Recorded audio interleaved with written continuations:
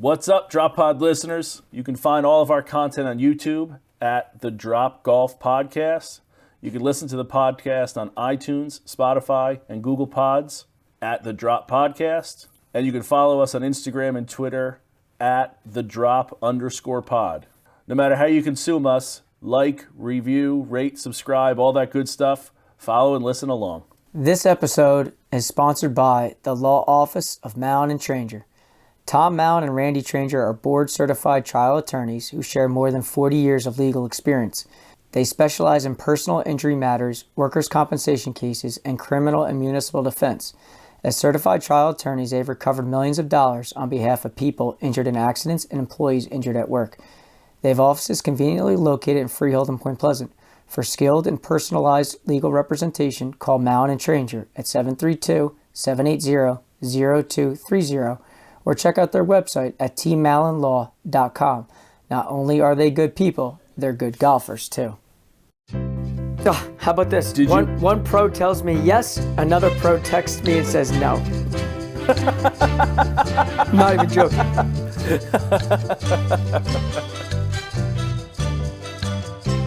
This is the Drop Podcast where we talk golfing in the Garden State. I'm Mike Poro, and this is Ryan Coulott.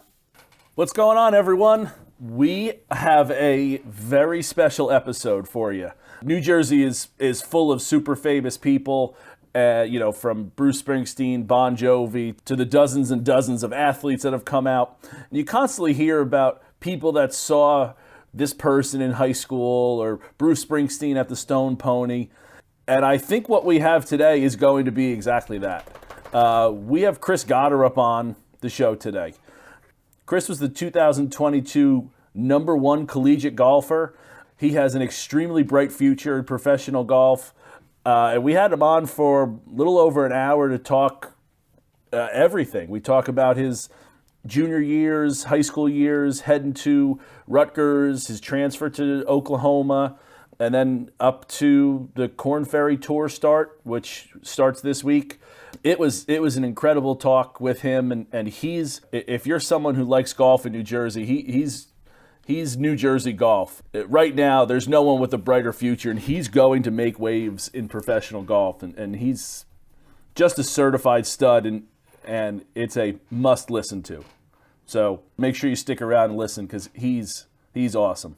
Mike, I wanted to start with a segment that I thought would be kind of cool. At least start the idea of the segment. Mike and I kind of bounce ideas back and forth a lot of the time, maybe sometimes a little too often, but we came up with this idea. There's 21 counties in New Jersey. Neither Mike or I have played every golf course in New Jersey, so we wanted to put this list together, 21 counties, 21 courses, and put a golf course in each county that we want to play. And each week, we're going to talk about that one. Not going to be a terribly detailed. It's just going to be, hey, this is something that we researched, we put in some, did some Googling, and this is going to be one that we're interested in getting to.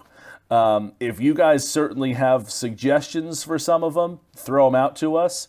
I know that we've played a lot of the courses near us, so we're going to struggle a little bit for the counties that we live in. But this is gonna be something we're gonna kind of talk about over time. I think it can be a rotating list of things because I know, for example, both Mike and I want to play Skyway Golf Course. That's up in Hudson County, and I would assume that we're going to get that done. I would think that Mike and I are just going to one day go up and go play that, and maybe we got to readjust after we've played it. But that's going to be kind of the goal. I don't think we're going to do this every week, not going to be a weekly thing, but occasionally we're going to pull it out of the hat and see what we come up with. So if you have any suggestions out there for us, guys that are listening, certainly, throw us some ideas, preferably public, but we're going to try to get out to some of these. And I think these are more like wants for us, like haven't played it, let's check it out kind of thing. Yeah, I think it's a great idea. I mean, when you think about the entire state, and And I know in one of our earlier episodes talked about, man, it'd be nice to play every single golf course in the whole state eventually. And that may be a long term goal. But in terms of finding one in every county, that's an interesting spot. And not saying that you're going to get to it in the year 2023, but I'm just thinking, and I'm looking at the map myself, like, I don't know specifically if I've played a golf course in Warren County. I don't know specifically if I've played a golf course in Morris County. I don't know if I played a golf course all the way out in Salem County. So like there's counties in this state that, I know that we have the audience that is up and down and east and west all over. So, when I just Google certain spots and certain courses, granted, the publics are the ones that we know we can definitively get on. So that's kind of like what we're looking for. But if you have a private that you highly recommend that we could get on, that's a different story. But I think what we're looking for is accessibility. And that's where the public courses lie. And we know from speaking to so many guests and DMing with so many people in the audience, like there's spots out there that we want to play. There's spots that we've seen that you guys have recommended, but we'd love to hear them all. And then we can, make our own final decision in terms of finding those courses in those counties. But I think this segment of like 21 courses, 21 counties is a cool thing. And it opens up the whole book to the entire state. It's not just centrally located to certain specific areas. So I think it's a great little thing, and it kind of opens the door to 2023. Yeah, so we'll work on that on our end. We want to do it right, and we'll work on it and come back with what we come up with for you guys. Yeah, add that input. Shoot us a DM. Let us know of a spot out in, Warren County that you guys think highly of. Because you're the experts. You live in that area. We're just two guys who want to talk, play, and experience all things golf in the Garden State. Well, we pulled up the county list, Mike. I don't know if I've ever been in like Salem or Cumberland County, other than driving through. Like, and even then, does 195 go to the Delaware Bridge? Is that Salem or Cumberland? Because there's a good chance I haven't been to the other one then, if you don't even count driving through. So some of these counties, again, haven't been to or just have driven through. Again, I have no idea about any of them around. I'm gonna throw one at you right now. I'm gonna throw one at you. You ever been to Running Deer? Yeah, I have. That's Salem County. Is that? That's even farther south than I thought. Oh, that's such a ride. You know what I did? I literally just typed into Google. I said, all right, Salem County golf courses. Let me just see if one pops up that I knew. And I had a gut feeling that, I'm like, he's got to maybe know something out there.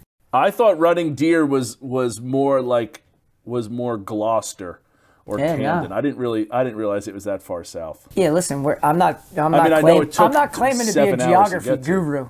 I'm not claiming to be a geography guru, so thank God for Google. But like, I'll give you another example because I'm quickly just plugging this in to put things in perspective for us. Like, I know you've told me you played the Architects, right? Mm-hmm. You said you played that, right? You know what Architects in? You know what county? Is that Hunterdon or Warren? Warren. Okay. So like, you can start checking off some boxes already. I know for a fact I've never played these courses off the top of my head that Google's listing. Never played Architects, never played Hawk Point, never played Panther Valley. Now, some of these are private, I get it. Don't be blitzing me on the DMs, I get it. But, like, I've never been up to any of those spots. So, it's just kind of interesting when you start plugging these names into certain counties that you thought you've never been, and you've been. Very true. So.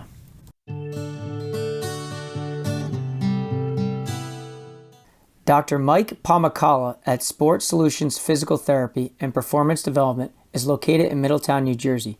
A Titleist Performance Institute medical practitioner, Dr. Mike uses a hands-on approach with his clients to get them out of pain and back onto the golf course.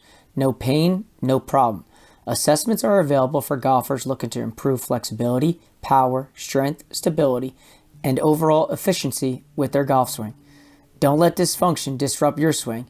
Schedule an evaluation with a TPI physical therapist and check out Dr. Mike at sportsolutionspt.com and on Instagram at sportsolutionspt.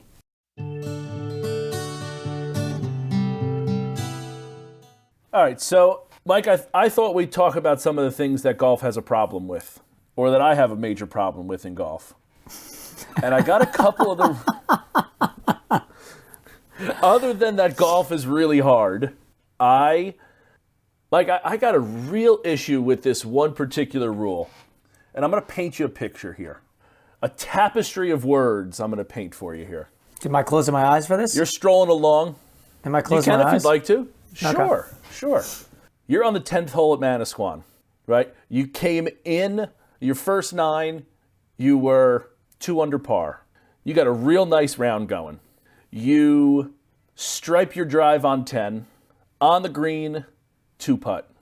You come to 11, stripe your drive right down the middle. You haven't missed a fairway yet today. You just can't miss. You're a fairway and green machine today. And you come to hole 12.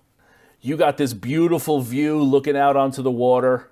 Little bit of a crisp breeze, not too much. The sun's warm on your face. You're feeling good. You're 2 under through 11 holes on the 12th hole, which is just a beautiful hole. And you again hit an absolute missile right down the middle, an arrow. You pick up your tee before you even see the ball hit the ground, because you know exactly where it's going. You start walking up with your caddy, your group. Everybody's having a good time, a lot of laughs. Group's playing well, so that's great. You get up to your ball, and you're in someone's divot.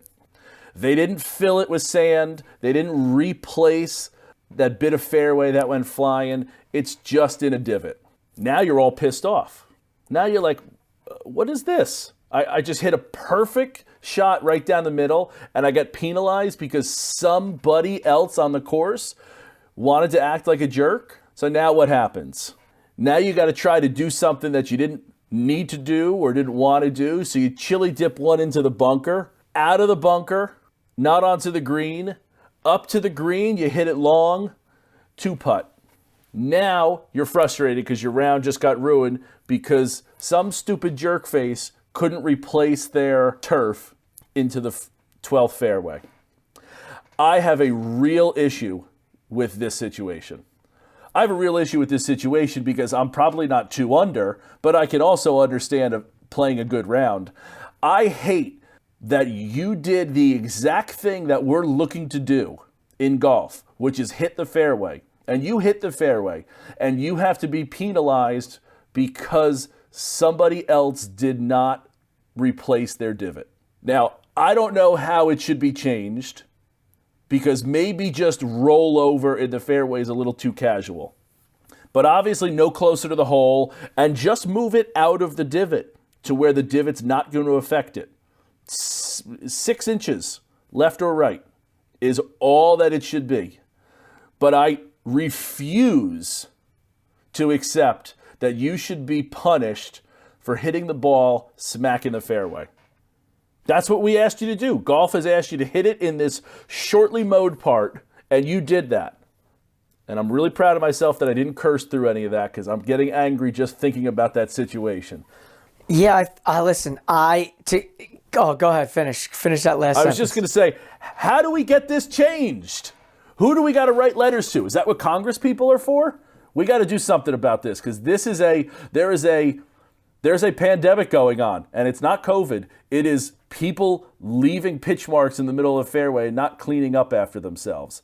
There's no doubt that person that's not having proper etiquette is truly the person to blame, because you're stubborn, you're selfish, you're ignorant to everybody else on the golf course. It's the same thing about pitch marks on greens. It's the same thing about raking the bunkers. Like, at the end of the day, we need to have proper golf etiquette regardless of how good or how bad you're playing on that specific hole. But you are 100% right when it comes to golf. And I understand the traditionalist is going to say you play the ball as it lies, no, ifs, ands, or buts. I get that. But just like everything else in life, you have to evolve a little bit here. Like, there needs to be okay, it's not 1925 anymore. It's 2023. Like, if we all understand that this game is so damn hard that how I understand if you hit it in the rough and it's in a divot, like, don't hit it there. You hit it in the bunker and the ball's plugged, don't hit it there. Like, water sneaks up and you didn't know, I don't care. Don't hit it there.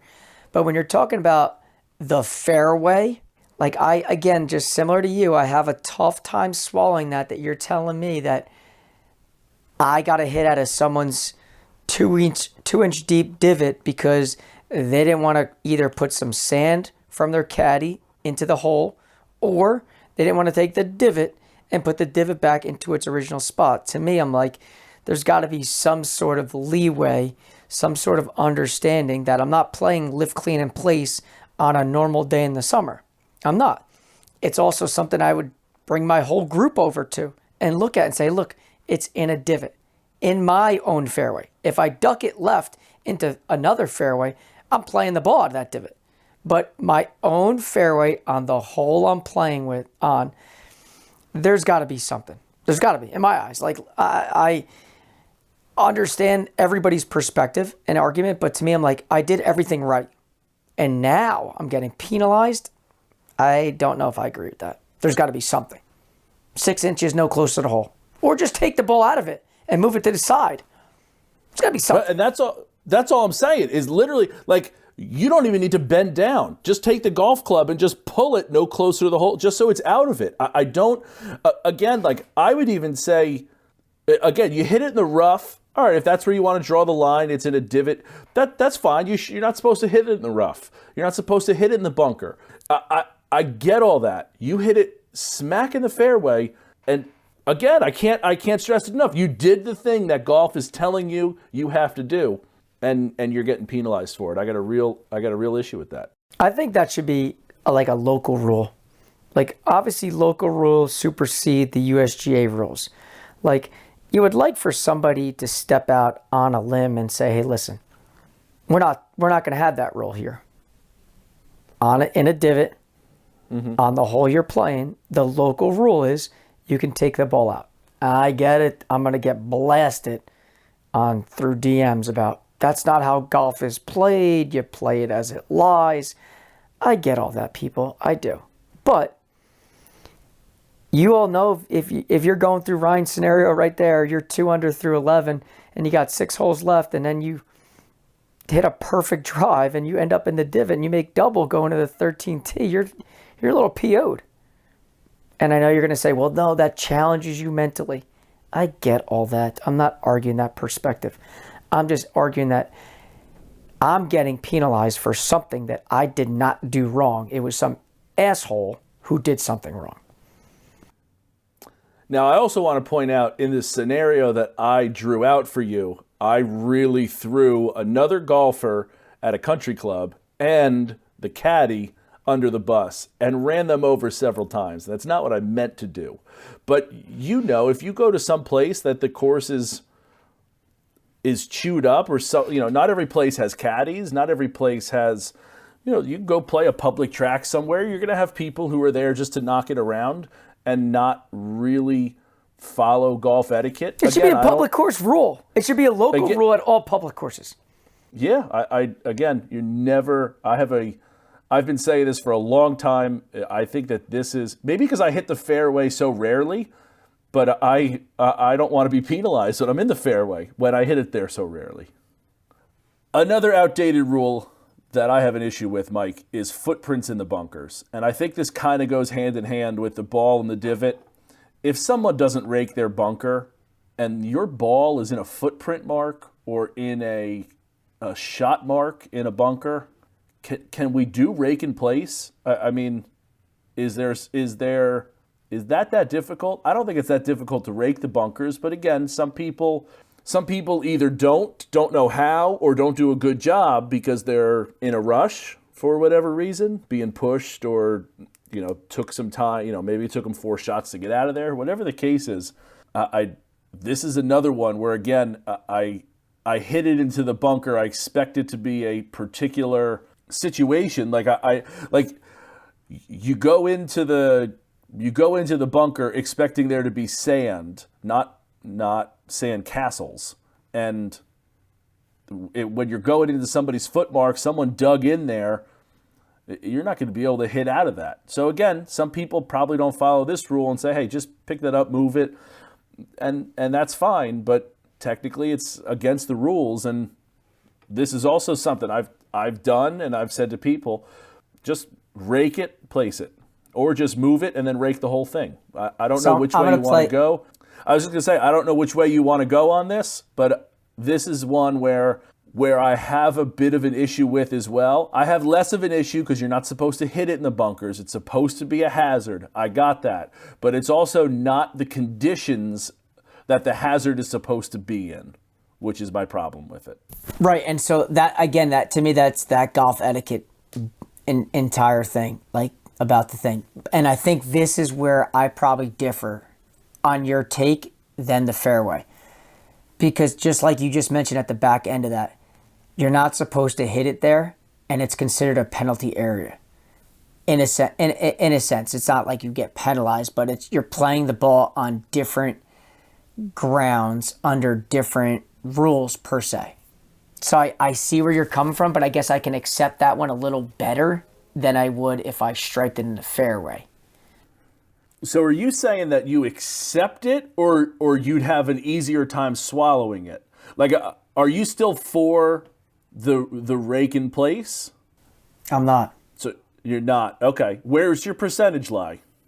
Because I'm the same way. I can understand it. You're not supposed to hit it in there. Like I said, I totally get that. I think. But there's also. Go ahead. Finish. Go ahead. Sorry. You're not playing the course in the morning. The crew goes out and creates the course that they want everyone to play today. And they put the pins in certain places, they rake everything, they set up the course to be played under these conditions today. And when somebody doesn't rake when they get out, they're not recreating the conditions that the course is supposed to be under. And because of that, you're not playing the course under the conditions that the superintendent meant for them to be under that day. And in my eyes, that supersedes the you shouldn't have hit it over here. I think that's it for me. Again, I'm not saying that you shouldn't have hit it in there. The divot rule, I am 100% on. The footmarks in a bunker rule, I'm like 85-15. 80-20. I can understand your argument of don't hit it in there, but I'm telling you that I think that the superintendent said this is how we're setting the course up and this is how we're playing it today. And you're not playing it under those conditions, which is not how the course is meant to be set up. I see it. I see that. I mean, that's a valid debate going back and forth in terms of like when the superintendent gets the course in shape that morning before everybody goes off, this is what the expectations are. I think the reality behind that, though, is once that first wave of group goes out, we know it's not the same. And I agree with you that that's where it's unfair that if I had the 7 a.m. tee time and I'm the first one on it, the course is going to be a lot different, let's be honest, than it would be if I'm the 3:30 tee time and there's divots everywhere, bunkers aren't raked, it's a mess. There's pitch marks all over the greens. Like, yes, there's no doubt. The hardest part is, like you keep saying, is separating the two. You got the fairway, which you're supposed to do, and then you got the bunker, which you're not supposed to do. But then you could also take that argument, like you said, like, well, it's not what the course was designed and how it was supposed to be. So, like, I don't know if I'm as 100% to zero the way I am fairway in a divot in terms of one way or the other. I would say it's probably 50-50 in terms of like I can say I shouldn't have hit it there and I got to play it because you're the idiot that hit the ball in the bunker. But then I also can get infuriated with the idiot that didn't want to rake the bunker because he just was not caring or he was in a rush or whatever the case is. Like, I would say I'm 50-50 there. So again, I keep coming back to, I think I'm 80-20. I understand you're not supposed to hit it in there. I really do. 80% saying you again, should be able to rake and then place the ball back down. Rake and play. I'll tell you, if you come up with another thing, rake and roll, like stand in the back of the bunker and just roll it into the bunker. That's what you want to do. That's like, I don't know of another way. Like I'll come up with a different way so you don't, because again, if you do have to rake and place it, you are placing it on top of one grain of sand so you can hit it as perfectly as possible. I get that. I get that you're putting it in a pristine condition. So I don't know of the other side, but again, I'd rather have the rake in place and deal with, okay, you got lucky and got to put it perfectly on the sand, as opposed to you have to get a shovel and dig out of someone's footprint that really dug in.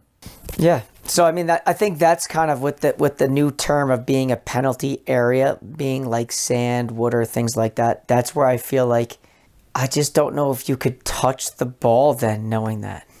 So if it says penalty area, let me ask you, when they make these rules and they say, okay, we're going to make this a penalty area, how much of a penalty do you think they're making it?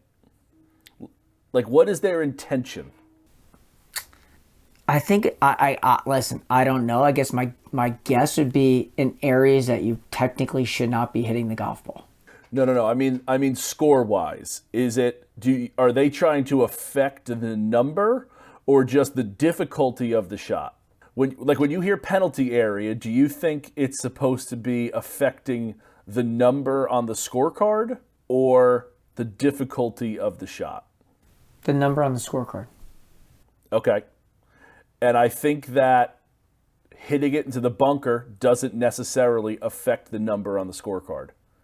Because you can be in a fairway bunker, right? Have a 7-iron into the green, hit it onto the green, and 2-putt, you still parred that hole. Correct.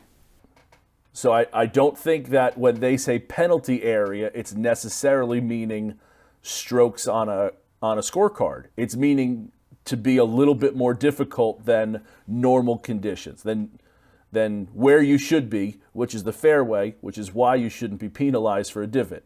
But if you're hitting out of somebody's footprint, it's going to be more. It's going to be numbers on the scorecard because you're not going to be able to get it out of someone's footprint, especially someone that's really dug in and it's in like their back heel of, that they really dug it in on. I don't think that that's the equitability that they were looking for. They're looking to make it a little harder because you hit it in there, not necessarily penalize you strokes. Yeah, and I guess it goes back to if a bunker is by the language deemed a penalty area. I don't know. I just feel like it's like a hazard. Yeah, but I feel like in the game of golf, they switched up the rules in terms of there's no more like hazard. It's now a penalty area. And is that just red and yellow stakes? Or are you throwing other areas of the golf course? I guess that'd be something I need to look up. But I get what you're saying. Yeah, again, I think the long and short of it is those are the two that I got the biggest problem with so far. All right, guys, so that's going to wrap it up for Mike and I here.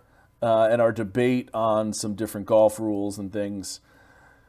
Probably have some more to come back to. I'm sure you guys have some opinions on it, so hit us up. Let us know what you think. Certainly open for more discussion there. Now we're going to send you to our interview with Chris Gotterup. And as I started the episode with, Chris is on a fast track to being a really great professional golfer. New Jersey native. Stayed in state, did 4 years at Rutgers. So again, even continuing to make his mark on New Jersey golf.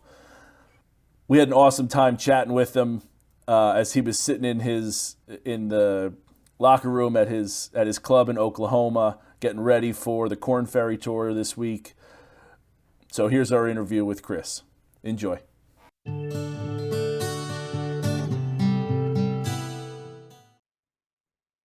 All right, so today's guest is a huge treat here to the people in the Garden State. When I talk about, the best golfer, I can't lie, we've been fortunate to have some really good ones on, but I think, the cream of the crop is today's guest. We're fortunate to get a few minutes here from Chris Gotterup. I'm sure I could go on and on in terms of the accolades and the awards that Chris has received throughout the years. But I'm going to name a few here just for the audience.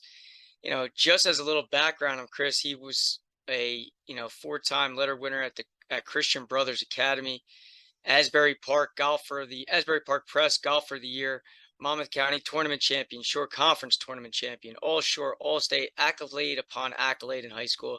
The list goes on and on. 2019, he was the New Jersey State Golf Association State Open Champion. He was also the Met Amateur Champion that year, while also in 2019 receiving the NJSGA Player of the Year. Chris went on to play 4 years at Rutgers, where he was the Big Ten Player of the Year in 2020.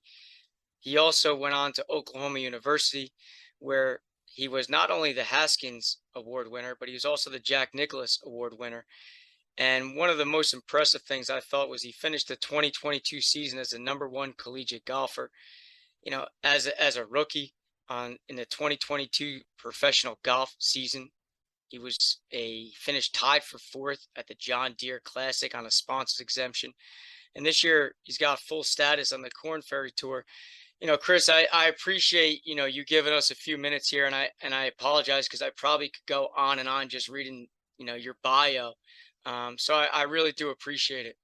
So Chris, to kind of get this thing going, I mean, obviously I'm going to get to kind of where you are right now eventually, but for the audience, and I know that we've had a lot of kids kind of look back and they've said to me, man, if you got Chris Gotterup on, that'd be a home run. And I said, trust me, I'm doing everything I can behind the scenes. So clearly the golfers in New Jersey, not only the kids that listen, but also the amateurs, the mid-ams, the local pros. Like, why don't you give everybody a little background of you and your story, kind of like where you are to where you are now?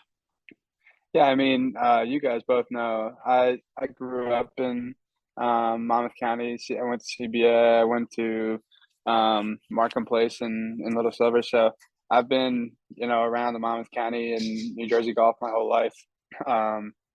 Yeah, and everything started at CBA for me.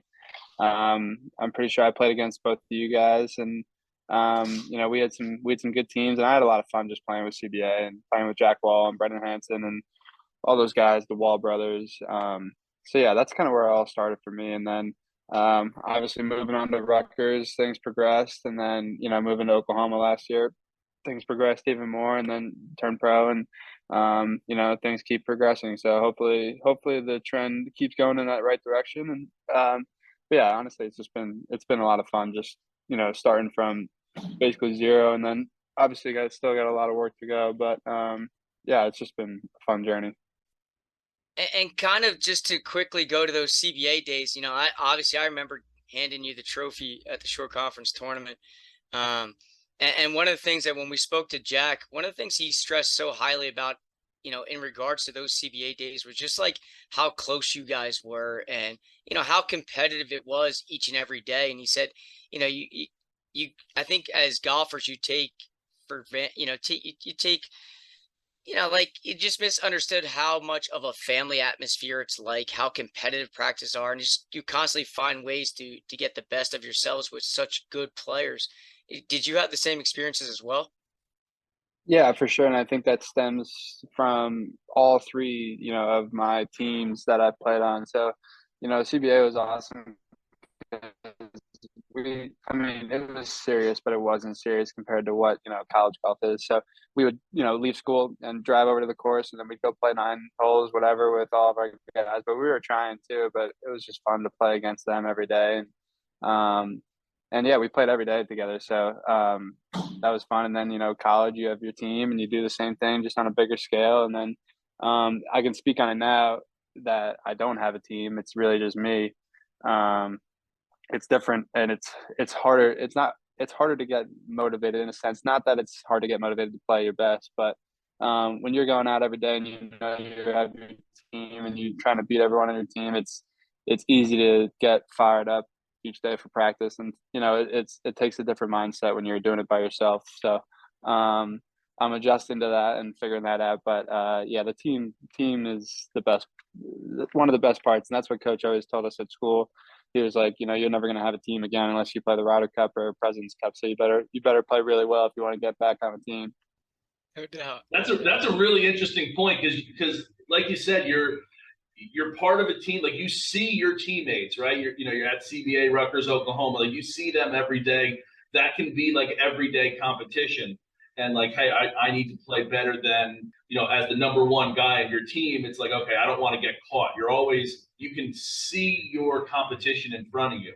Whereas now that you're on tour, and like you said, you don't have a team per se, that you're going against them without knowing what they're doing at practice. That's an interesting point. I don't think I've ever thought about that. That like you have your team, you got your coach, like your swing coach, you got your physical therapy, whatever that your team is, but you don't have that like camaraderie of having other guys. That's an interesting point.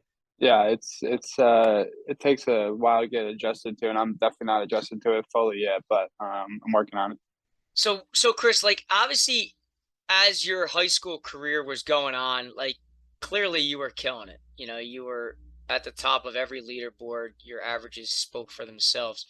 And I know that, we get DMs all the time from, kids in high school saying, man, could you get him on? Would love to hear how he transitioned from being a stud high school kid to the collegiate level, like even before you get to the tour, because I hear it so many times through a DM, like, oh, I'm a Division I golfer, and I'm trying to play.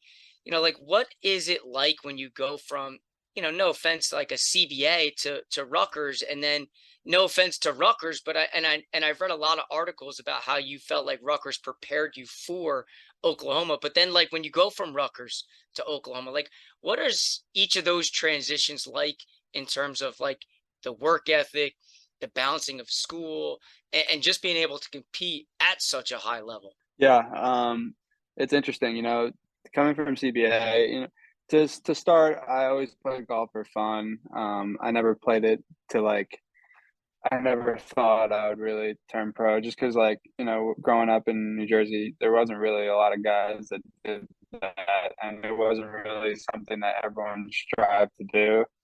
I just played it for fun, and I played it because I was pretty good at it, and I never thought like, well, we'll see what happens. And when I got there, I definitely got humbled. I definitely wasn't as good as I thought I was, and I wasn't as good a shape as I thought I was. So I wouldn't say I was definitely, my sophomore year, I think I was ranked, or my freshman year, I think I was ranked like 600th in the country at Rutgers. So I knew that if I wanted to take it serious, I needed to change some things, and I started working a lot harder and working with my coach, both at Rutgers and my swing coach. And we just, it's not going to happen overnight, but things started to change a little bit. And once you see something work the right direction, then you work a little harder, and it keeps working out. So, yeah, and then I obviously had my All-American year, my junior year. And then,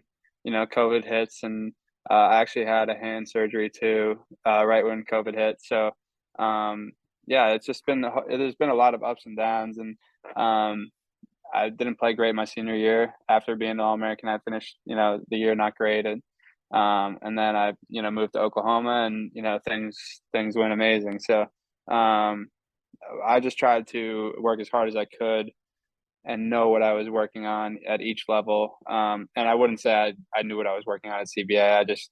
At CBA, I just played because I had fun and I was decent at it. And then once I figured out that I was, all right, maybe this is for real, then I worked hard and, tried to get it dialed in. Do you think that when you left Rutgers, like obviously I read a lot, like in terms like when you got hurt and then your senior year to some extent, and I don't even know you want to clarify it as like a disappointment, but when you went to Oklahoma, did you feel kind of like rejuvenated, like remotivated, like, oh, okay, now I'm walking into the Big 12, like, and again, no disrespect to the Big East or Rutgers, or the Big Ten, excuse me, the Big Ten or Rutgers, but like obviously that's a whole different level. Like the Big 12 and is higher. It's the better golfers. It's nonstop competition. Do you think that like kind of remotivated you after that senior year at Rutgers? Yeah, I was always motivated. I just never it just didn't work out my senior year. We didn't play in the fall, and I was still recovering from my hand. And it wasn't good. And I worked hard and I did what I could, and it wasn't like it didn't work out the way it was supposed to. So, or maybe it did. I don't know. But yeah, when I got to Oklahoma, the coach at Oklahoma told me first day, he's like, "Listen, I know you're good, but you don't have a guaranteed spot on like our starting. Everyone's going to go out and earn it." So I was like, all right. So like I didn't go into it expecting, I went into it and all I knew I had to beat everyone on our team in the first qualifier in order to get a spot. So I think it humbled me more than anything. Like at Rutgers, I worked really hard, and coach pushed me as hard as he could, um and I loved it, and I would, like I said, I would not be at Oklahoma without Rutgers. So and then at Oklahoma, I just, I wouldn't say anything really changed. I just started getting better, and I had a little more time because I've already graduated college. I had not as much school to do, and I had a lot more free time. So, yeah, it definitely a different mindset going into it, just because coach put me in my place on the first day, and he was like, if you're gonna do anything, you're gonna earn everything. So, yeah, I would say it's just kind of little things like that. It wasn't anything, mind blowing that, I have a secret to everything. You mentioned before about like progressing like from CBA and going to Rutgers and then going to Oklahoma, and each was like a step or a level. So at what point in this journey did the dream and the reality catch up? Like at what point did you like, hey, like you came in at 600th ranked at Rutgers and then ended at number one? Like at what point did that like, I want to be the best and I am the best? Like at what point did they end up matching up where like, shit, the stuff I'm doing is all the right stuff? Yeah, that's a good question too, because I think there's two moments where my end of my sophomore year at Rutgers, I played really well. I almost won Big Ten championship. I came in like third, and I had to lead with like beating good kids and losing to good kids that were going to play pro and that have turned pro. So right then, I was probably like, all right, maybe this is for real. And then after my surgery, I was playing pretty terrible all summer. I was coming second to last and missing cuts and stuff. And I got humbled in a sense there where I didn't know if I was ever going to be as good as I once was. So then I get to Oklahoma and things change again. And then I was like, all right, maybe I can do this for real again. And then you always think you can do it for real. And then the moment I was like, all right, this is for real, probably Puerto Rico when I played really well down there, to do it on that, in the real deal, just solidified some stuff. But, there's still you always have to kind of prove it to yourself. Like, I don't think right now I'm fully ready or like fully capable of, doing what I want to do. So there's always little room for improvement, and just trying to be as consistent as possible. Like I had a coach growing up, and he was like, enjoy the 24 hours, right? Like you won, enjoy it, but we still got work to do. And I always liked that. Yeah, and I think definitely that, everything's moved so fast for me in the last year that I didn't do a good job of that. Like, we played NCAAs, whatever that was, first week of June, last week of May, and I was in Canada the next week playing, the PGA event. I didn't get a chance to sit down at my couch and just soak it in and realize what just happened. I was right in Canada and playing again. So, yeah, and I think, it's probably a good and bad thing. But yeah, I mean, there's a bunch of different moments that I can, look back and say, all right, it's time to take this more seriously. And then, you still have those moments, right now. So yeah, it's an interesting process for sure. And now as you kind of like look ahead, because I do think like when you talk golfing in the Garden State and you talk about New Jersey golf, there's no name, especially on the PGA Tour, Korn Ferry Tour level, that doesn't come to mind as you.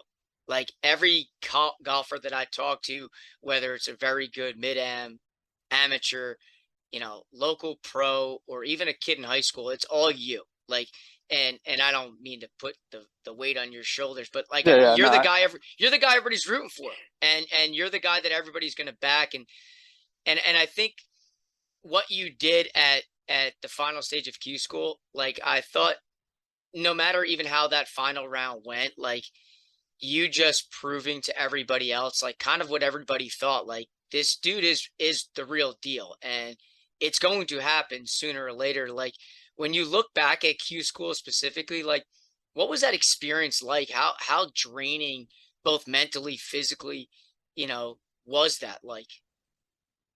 yeah. Well, to answer the last question, it was a bit of everything. It was a long week, just because you had to prepare for two courses, and you're just it's not a fun week. Like everyone there is stressed out because it's their job that they're playing for, and my job too. So, and it's funny because I played really well this summer, got into the final stage of Korn Ferry finals, and didn't play well there at all. I played too much golf all summer, and I just didn't have my best stuff when I needed it.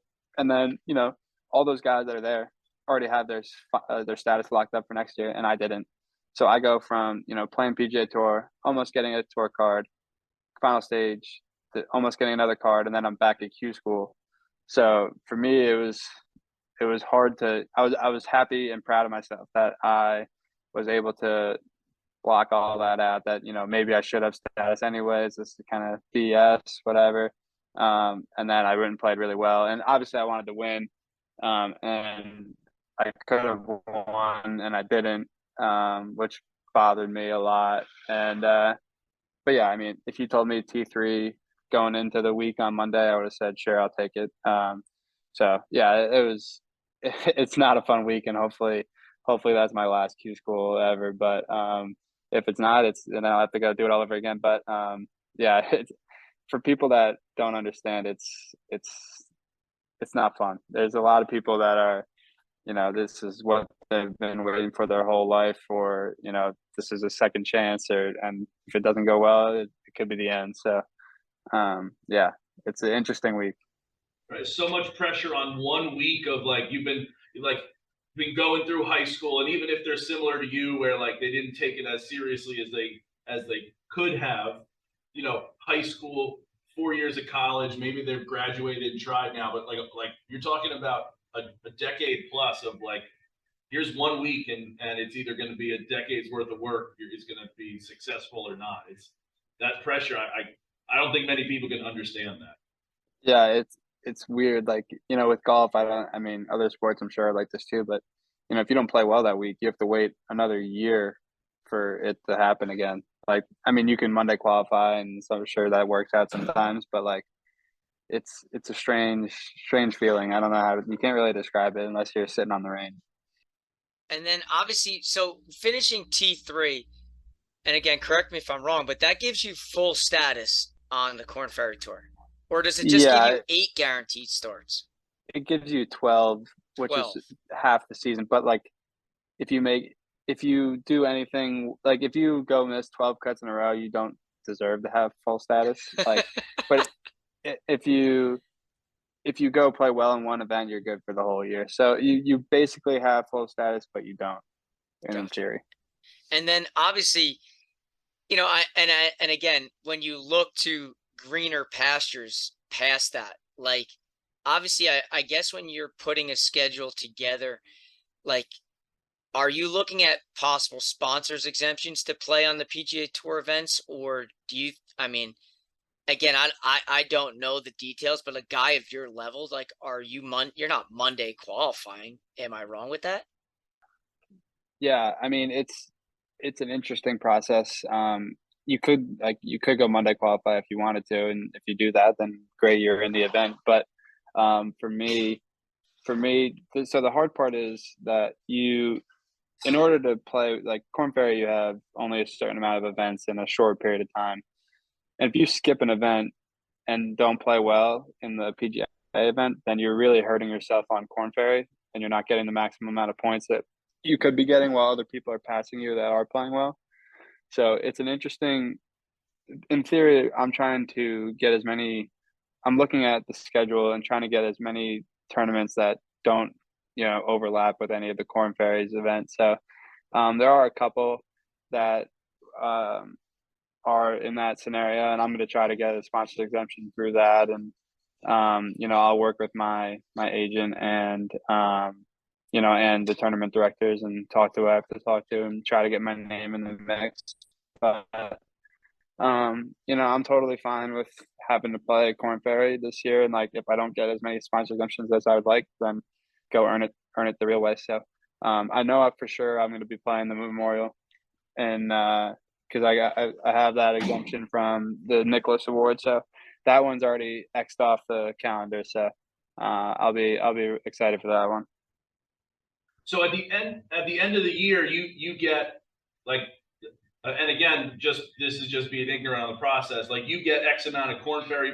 Do like the top 3 Korn Ferry point winners from this year get exemptions to the PGA next year? Like, how does that end? This year it's the top 30 points guys get PGA cards. Okay. So it's top 30 on the points list, and you have a PGA Tour card. Awesome. Okay. And then when it comes to sponsors exemptions, I can't lie, being the golf nerd that I am and just constantly like looking at things and, just looking at the fields now, it's gotta be hard pressed to think a guy like you, who is an up and coming guy at maybe some of the not the elevated events, why they wouldn't want to bring in a guy like you that, is not only a young guy, but has already had success, not only as an amateur in the PGA events, because you showed it in Puerto Rico, but then also last year at the John Deere. Like, you've made multiple cuts on the tour on top of that. Like, you're clearly a guy that sponsors exemptions, like, I guess, is there a cap on that, or can you get as many as they're willing to hand out? Because I don't know why a tour event that maybe is not elevated, that can't bring in top level guys, wouldn't want a guy like you with your ability and your resume. Yeah, so that's a good question, because so you'd get 7 unrestricted sponsor exemptions. So I've used 3 from the fall, and so I technically have 4 left. But if you get to a certain amount of points earned, you can get unlimited for the year. So like my John Deere would have gotten me unlimited, but I already kind of had unlimited since there's only a certain amount of events left in the year. So now I'm in a funny spot where you're trying to handpick certain ones that are good events, but those are the ones that are harder to get into. And yeah, in theory, you would think that it's easy for them to say, why shouldn't I get in? But you never know who some guy could have done the tournament director favor and played, 4 years ago when he was a big star. Now he's, he wants to come back, and the tournament director owes someone that, that second chance. So, there's so many different stories that, I try not to get too wrapped up in it, but like, it's, I'm thankful that I've had, however many PGA events I've played in on sponsor exemptions already. So, yeah, I'll take a couple more if I can get them, but I'm gonna go try to earn it whatever way I can. So, whether that's Korn Ferry or playing well in sponsor exemption. Now, if you win one of the 12 events on the Korn Ferry Tour, and again, I guess that's assuming that you play all 12. Like, does that automatically elevate you to move up during the season? Like, in theory, let's say you go to the Bahamas this week, okay, or next week, you win opening week. Like, now that the PGA Tour is out on the West Coast, does a spot per se like open up for a guy like you that's already won down there? So if you win 3 during the season, you get automatically elevated to PGA Tour. Gotcha. But if you were to win, you would be in a really good spot in the top 30 rankings. So then you could readjust your schedule and try to play more PGA Tour events and do it that way. So there's a bunch of different. It's kind of all personal preference, and um, yeah, I'd love to go down to the Bahamas and win and have that issue. So hopefully that's the case. But yeah, if you want to do it straight through Korn Ferry, you got to win 3 times, and then you get elevated. Like I think Mito Pereira did it like 2 years ago or something. He was off the tour by the start of the summer. So I see that, and it always interests me because you see a lot of the guys float from one place to the other, and obviously not knowing all of the details in terms of like how many or why, and there's no doubt, like anything in life, there's definitely the politics that go on behind the scenes. So I totally get that, especially if a yeah, bigger name guy has won in the past and he's trying to resurrect his career. He may just have a bigger name that could draw a few more people in. um but I guess as you like project ahead, will you play both weeks in the Bahamas?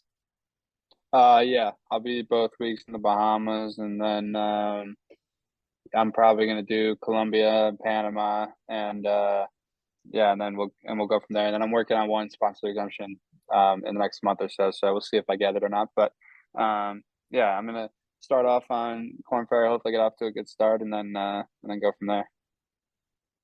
There's a tournament in April that I think you should try to get a sponsor exemption Yeah, I don't think they hand out sponsor exemptions as much as I would love to. Now, That listen. I'll tell you what, that's not a bad 2 weeks. 2 weeks in the Bahamas ain't too terrible. No, it's not the worst gig in the world to start off the year. So yeah, I'm excited. Now, does Jack's tournament count as a sponsor's exemption or no, since you've already been basically in it? No, it doesn't Okay. count because you earned it through like they're not handing that one out. Like you earned the award, so you earn a spot. Like it's the same thing as Puerto Rico wasn't a sponsored exemption because I won the college event and got that spot. So, which is a nice perk for sure. Is Jack's tournament, is that a lifetime thing, or like how is that just for this year because you won it last Just year? just this year. Okay. I And wish it then was as you lifetime. yeah, when you look ahead to your schedule, like are you looking at it like I'm going to take it in chunks throughout the calendar year because the goal is to eventually play on the PGA Tour at some point this season, or are you just looking at it all of 2023 saying, you know what, I'm on the Korn Ferry Tour, I'll play my handful of PGA Tour events and kind of go from there, or are you split it up and say, listen, like I want to get into this tournament or I want to get into that tournament? Probably more so that I'm gonna be on Corn Ferry unless something crazy happens. And I'll play my handful of tour events and but obviously for me, I just go week by week. If I play really well the first couple weeks, then I can readjust how I think about things. But for now, I'm just gonna try to go down to Bahamas, and I haven't even booked my travel for Colombia or Panama yet. I'm gonna deal with that when I need to. So I try not to look too far ahead of what the year, because who knows what's gonna happen by the time August rolls around. Um, so I try not to worry about it too much. Chris, we've talked to a couple people, and they've mentioned people not having the finances to book travel and things like that. Is that something that you're concerned with at all at this point? Luckily, right now, no, because I was fortunate enough to play really well at school and was able to sign some nice deals coming out of school, and it freed me up definitely for sure. And then to go play well last summer and make some money was nice too. So I'm fortunate to be in a decent spot where that's not the thing I'm thinking about. I'm able to go play golf and um, but I mean for sure coming out of school, like that's part of the reason why I needed another year or two. Like, you know, coming out of Rutgers and not really having a great senior year, there wasn't much money for me out there. Like, it would have made things a lot harder. And I don't think I can guarantee that I probably wouldn't be where I am right now if I turned pro right there. Um, so it definitely having the doors open for me, um, definitely helped me play well and free me up mentally. I was interested in that part because we've talked to some other people about it. Yeah, no, and it's people don't realize how expensive, playing. And that's the funny thing about the PGA Tour too is, everyone's paying for it out of their own pocket. None of like John Rahm's paying for his flight to go to whatever tournament, and he's paying for his hotel, and maybe someone's putting him up in a house for fun, but it's everything's done on your own dime. So there's a reason why all this money is getting boosted up. Yeah, just in the nick of time for you. Yeah, exactly. Good timing. So Chris, I kind of want to dive into like the sponsorship type thing, and because I know this week specifically with the tour starting, a lot of noise was made in terms of like who's wearing what and who's using what equipment. And I know as fans of guys like yourself and guys on tour, you kind of, think like, well, if he's hitting this club, man, maybe I need to put it in my bag. Like, do you have an equipment deal? Obviously I've seen the Nike things going around and whatnot. Like, do you have an equipment deal too, where you're, I don't want to say forced, but you're open to playing specific clubs, or, you kind of going like the Patrick Cantlay and just rolling by yourself? Yeah, so I'm kind of in the middle. I've done things my own way for sure. And we kind of did that on purpose, me and my manager. So I'll say a lot of kids coming out of school, like my roommate, he signed with Ping. He has a 14 club deal with Ping. So he's got no real leeway to play whatever he wants.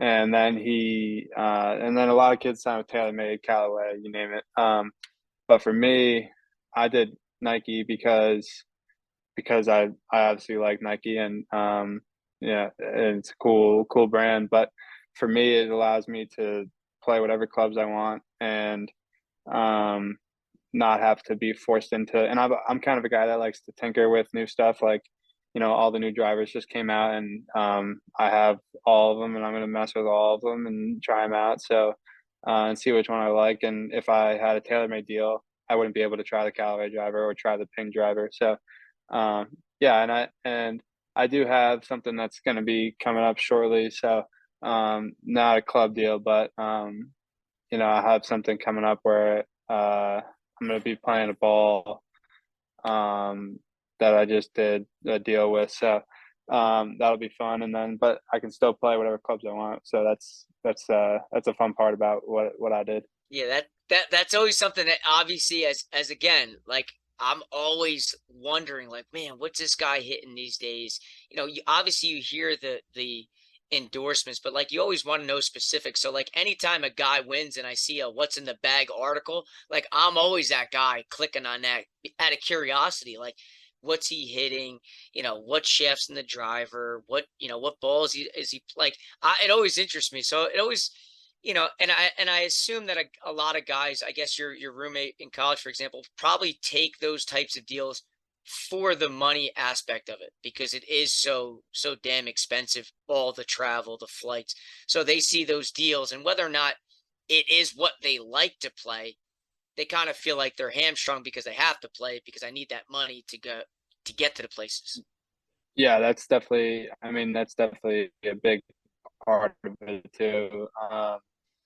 And that's kind of where they get you a little bit. They kind of handcuff you, where they throw you a couple extra bucks, and then they got you. So and then it's a lot of those guys that end up doing that. Those are the guys that are kind of logoed up, and because the most valuable thing that you can have is the hat. So whoever owns the hat of whoever it is paying the most, and they're going to want the most out of you. So whether that's a club deal or whatever brand, you kind of work for them at that point. We send you a drop podcast hat. You gonna wear it? That would not go over well. No, but listen. That's actually funny that you say it.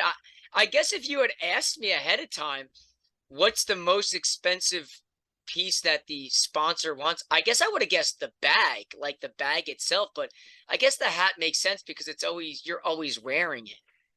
Yeah, the bag is definitely up there, but yeah, I mean, because on TV, they're not gonna the bag will usually get a clip, but like when you're on TV, they're showing you, and you always see the hat. Can I ask a question? Yeah, Tiger, yeah, have you ever had a conversation with Tiger? yeah, Didn't you do the photo shoot with Tiger?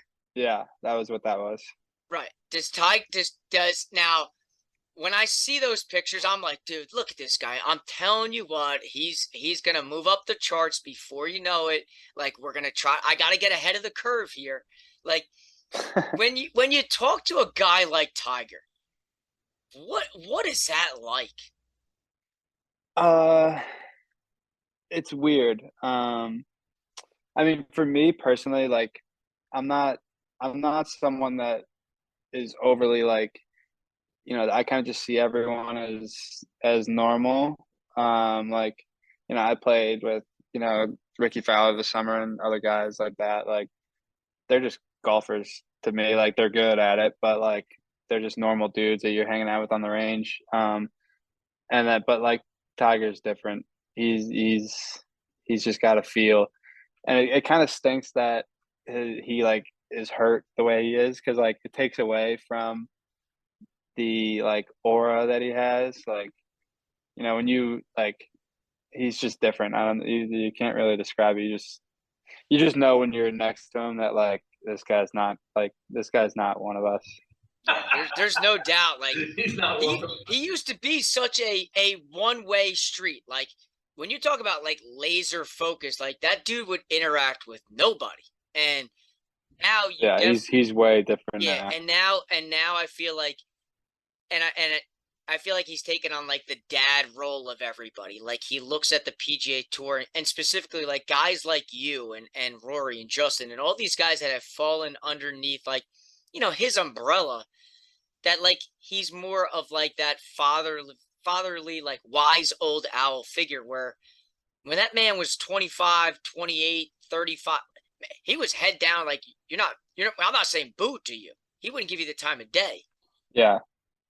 No, yeah. Now that, I mean, you see Justin Thomas, Ricky, all those guys are like his best friend now. And I think part of that is he's just different now, with all that's happened and whatnot. But part of it's also the live stuff. Like, he is the PGA Tour and will be until he dies. So all of the guys that are playing they're his like kids almost, in a way. So yeah, it's definitely changed golf and changed how people view him, I think. No doubt there. No doubt. Well, I mean, and again, him having his own kids is gonna like softened him up, it seemed like. And I like this new Tiger.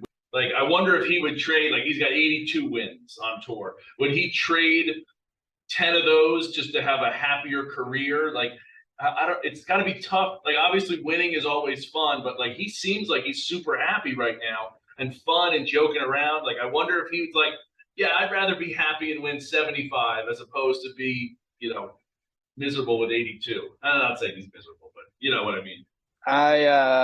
From the short amount of time I spent with him, I'm gonna go with a no on that. I think he would sacrifice more to be less happy. He's just a different, like, we were messing around, we were doing the photo shoot thing, and he said something to me explicit, but like, I don't know how many kids you have listening to this, so I'm not gonna say it, but he basically, like, we're doing this long drive thing off like not a normal driver, and he basically just said, I'll kick your ass, you MFer. And I was like, holy crap, like, this is just like some fun, like, this is some fun TV shoot. And just from that little glimpse, I don't think he would sell any of his wins for anything. He's still, broken leg, broken everything. He's still trying to, beat people in a stupid little long drive contest. It's amazing. And that's how those guys are wired, right? Like, people talk about Jordan being Exactly. wired like that. Everyone watches The Last Dance. Like, the difference between being like great and like the greatest of all time is that extra level of craziness. Yeah, they have a different way of viewing things, and it's cool to be around because you realize like you got to step it up too. Um, if you want to do anything remotely cool, you have to. Not that you have to think like that. There's guys that aren't like that, but like those are the best of the best, and they think maybe differently than what you think. Chris, as you look ahead to this season, obviously I got to assume that you're excited, but like, are you a goal guy? Do you write your goals down? Obviously, listening to you, you sound like you take it like week by week, which is obviously, a non, results fixated mindset where you're just focused on like legitimately the one thing at a time. Like, do you have goals for yourself, or what you're looking to say that 2023 was an accomplishment? Like you checked all the boxes, or things of that nature? I'm definitely not a goals guy. My goal is to be the best that I can be, whether that's now or in 15 years or whatever it is. But I mean, if it would be silly if I said I didn't want to be on the PGA Tour next year. That's my goal for this year. So I have one goal, that's for sure, this year, and hopefully that happens. And if it doesn't, I don't want to set all these goals and then if something happens, I get hurt or whatever happens, and it doesn't happen, then I'll be upset. Like I just kind of want to keep going with what I got each week. So I try not to lock myself in like a box with all these goals, and I'd rather just kind of go week by week. And like guys I've talked to and whatnot, they like a T50 one week could be as valuable as a T4 if you're not playing good and you still make the cut and get those little amount of points that could be the difference in the end. So yeah, so I don't want to lock myself in and think like, oh, you have to win this week, you have to do this. Yeah, and I've got that vibe just by listening to some of the comments that you had about other things. Um, like it's starting to look like a lot of guys on tour also have like mentors, like somebody to lean on to kind of shoot the shit or just to shoot questions off. Do you have a guy like that on tour, or anybody that you maybe like when things get stuck that you may reach out to? I have a couple of guys that I like, that I've been questioned. It's kind of more just a guy to like hang out with and um, kind of like I guess you're bouncing ideas off them, but like everyone's problem has felt like so I need to kind of deal with it. But you ask a lot of questions, like but I will say like I've hung out with Ricky a good amount, and I just kind of feed you just kind of pick things up off of him, just watching him and playing with him and hanging out with him. Um, so you just pick things up that like you wouldn't think of, and you don't even have to ask questions. You just learn from being around them. Yeah, that makes sense. Yeah, and also just thinking about it too, like so Abe Answer played at OU before me, and I actually got to know him pretty well too. And you just like same thing. He told me that his number one rule when he left school was that he never was going to sign a club deal because he knew he would make more money playing what he liked than getting trapped in. So that's what I've done, and I kind of modeled my not on purpose, but I kind of modeled my whole thing off of that. So like that. I didn't ask the question; he just said it. And so little things like that, you just kind of put in your back pocket along the way. Yeah. Right, just trying to be a sponge as best you can. And I've always said like if you can learn from other people's mistakes or what other people do, you're going to be successful in life. And like again, when you can look up to somebody and see the road they went down, you can always look back and be like, that's a road I want to go down, or like that's a path that I don't want to go down. And that's like you said, it's good that you were able. He just said it kind of, I'm sure, like off the cuff, not meaning anything by it, and you doing the right thing, in my opinion, by like absorbing it and saying that's me. I don't. I'm a tinkerer. I know that's not going to work for me, so that's what I have to do. That's the path I need to go down. I'm not someone that asks questions. In school, I just kind of sat there and, I kind of have selective hearing, I would say. Like, if there's certain things that popped out to me, I'm like, oh crap, that actually makes sense. And I'm going to listen to this. Like, and then, there's certain things that, you're like, this doesn't really apply to me, like kind of just in one ear out the other. So, I probably missed some things that I probably should have been paying attention to, but when I hear something that I can apply to my life, I definitely perk my ears up a little bit. What are some things, and maybe this is a little like kind of two-part question, like what are you good at? Like what's your like, a little self-evaluation? What are you working a little bit less on? Or how are you preparing for a tournament this season? Like what's your preparation like these days?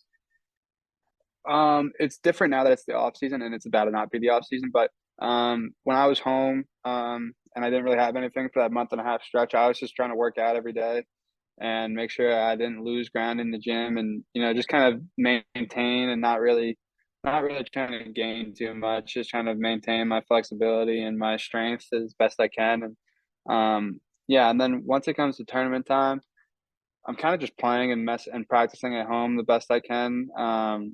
Whether that's putting, chipping. I'm always working on short game. You can never be good enough at that. And yeah, and I try not to emphasize like the pre-practice like too much. Like I'm trying to build into my week. Like so when I go to the Bahamas, I'm going down tomorrow. Like I'll just go mess around tomorrow, shake off the plane ride. And, it's not going to be pretty tomorrow when I get down there because, travel just wears on you. But as the week progresses and hopefully by the time the tournament starts, I'll be in a good spot, come whatever day. I think it starts on Sunday. So um, once that comes around, then I'll hopefully be ready. I try not to be ready on Wednesday. I try to be ready on, Sunday. I obviously kind of have a question here. Just, you know, first and foremost, I appreciate you coming on, but there's always a question that Ryan and I kind of like to ask to end things. Um, and I appreciate the time that you've given us. But my last question I have is like, obviously, our goal here with talking golf in the Garden State is to travel the state, play as much golf, talk as much golf as we can, and really just enjoy all the different parts that this state has to offer because the courses are just unbelievable when you really think about it. Like if the audience were to say to you, like, "Hey, Chris," and I always say this, but take out Pine Valley as the exception here, okay? If you were to be invited to a private place, like what is one of your number one spots? It's like drop what you're doing, you gotta go. And then if you have a public course too, maybe as a kid growing up that was like, listen, when my buddies and I wanted to play, we always found a way to go. Like, do you have a private and a public course in the state that stands out to you? Um, yeah, the private one's hard. Like every course is different. Like, I've been lucky enough to play all of them for the most part, whether that's through school or through just for fun. Um, and there's certain vibes you get at different clubs. Like, for example, Plainfield for me is a special place because it's an amazing course, fun. Um, but like you can go there and have a good time, and whether it's you can hang out and have a drink and no one will care, or if your shoe's untied, no one's gonna come up to you and say like, "Hey, you got to tie your shoe." Like, it's a pretty laid back place, and Pine Valley's not like that. And there's certain places that aren't like that either. But obviously, Pine Valley is Pine Valley. So, um, yeah, I think Plainfield for me is one of those places where like if someone says, hey, next week I'm going there, like all right, I'll clear something out and make it work. Um, it's tough. If I had to pick one, it'd probably be that place. But I could go on for 10 minutes, as you guys know. And then public's public's interesting. For me, like Howell is one of the courses that like all my friends play now, and if I, if they, I would go play with them because I like it and it's fun and I have good memories there from high school golf. And um, I will say there's one course that I have marked on my calendar that, or not on my calendar, but in my head that I want to go play is the that new course they built in South Jersey. I forget what it's called. It's like Union League. Oh, the Union League. Yeah, it looks amazing. Yeah, that's the old Sand Barons that was bought out and now went private, and it's all part of the Union League. So I think that's on my to-do list. Yeah, the Union League. I never played Sand Barons, but I mean the pictures that they keep posting to that place look insane. The fact that that's in New Jersey is amazing. So hopefully it's as good as the pictures look. Yeah, there's no doubt. Chris, so I think I know the answer to this, but I'm going to ask it anyway. And actually, I'm going to say this. I know that I know the answer to this. You do? But I'm going to ask it anyway. I do. Yeah. How? I got knowledge on stuff. You got sixth sense? I do. All right, let's hear it. Pork You better roll be or honest. Taylor You ham? better be honest if he gives a different answer. I will. Okay. Pork roll or Taylor ham? What did you think I was going to say? I thought you were going to say pork roll. Yeah, you're right. I know I'm Let's right. go. Thank God. Now for the audience, now that it's game, set, match. Now I don't know this answer, and I'm going to ask you: Grandmas or Bagel Masters? Well, okay, so that's a double-edged question for me. Convenience-wise, Grandma's, but I would say Bagel Masters is better. So like it depends. Okay, that's what I wanted to know. Like, which one is better in your opinion? Probably Bagel Masters. If they were right next to each other, I'd go to Bagel Masters. Okay, because that's like the in our area, that's like the big debate. Yeah. No, yeah. But I will say, Grandma's, you're in and out of there in 10 seconds. Right. Mm-hmm. Bagel Masters, you could be there for 40 minutes. Right, because that line can get outrageous. And that all adds to the experience. It does. As Mike and I have debated on this quite a bit, experience is a large part of what that makes it a same thing with golf. That's like what I said, like with Plainfield versus Pine Valley, like it's the same it's the same, it's not the same, but it is the same kind of dumb correlation. All right, now down to my last golf question. I think that all golfers are kind of quirky by nature, and we all have our different rituals and things like that. What are some of the things that you do before a competition, before a tournament that might be kind of quirky? Whether it's like I need to have a certain amount of tees or a ball marker or like whatever it might be, no matter how small. What's something that you might be a little superstitious about that you do in going into a tournament? All right, so I have two things that are, I don't say they're like weird, but they're I have to play with tees from Rumson Country Club where I played my whole life. Like they're these white tees with the blue stripe in the middle. I can't use any other tee but those when I'm playing, just because I use the line to tee it up with, and kind of a weird little thing for me. And then my other thing is the clubs have to be in the same pocket that they're supposed to be in. Like when my brother would caddy for me, my brother is not wired the same way that I am. And he would throw them in, whatever pocket he wanted, and it would drive me nuts. So clubs have to go in the right pocket, and then I'm all good. You can do whatever the hell you want from there. I love it. I think that's hilarious. That's good. That's good. But listen, I can't thank you enough, dude. Listen, I'm probably one of your biggest fans, just following along, and I think the world of your game and what you're going to accomplish in the short period of time that this 2023 season has to offer. I truly believe that. So I appreciate you coming on. Best of luck in the Bahamas. And trust me, I'll be following along closely. Yeah, well, I appreciate you guys having me on, and always nice to catch up and talk some stuff from home. So yeah, all the best to you guys as well. Appreciate it, Chris. Thanks so much. Again,